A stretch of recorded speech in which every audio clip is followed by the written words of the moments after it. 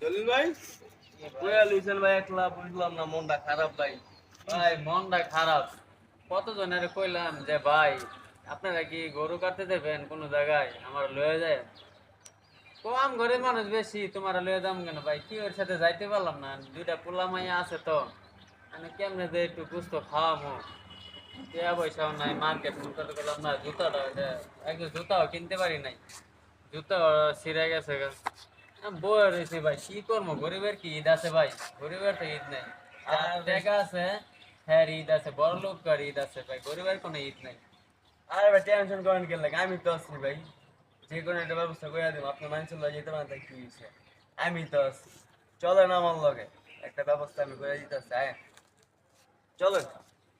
ভাই কি করবো, আল্লাহ বুঝতে ব্যবস্থা করে দিই। আজকে হয়তো আমার কাছে টাকা নাই, আমি গরিব মানুষ, মাংস কেনার টাকা নাই, কিন্তু আমার পোলাপান তো চাইছে যে গরু মাংস খাবে, কিন্তু আমার কাছে এমন সামর্থ্য নাই।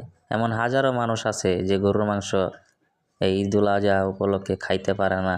এটাই হলো স্বার্থের দুনিয়া। এই দুনিয়াতে কেউ কারো না, সবাই নিজের স্বার্থেই চলে।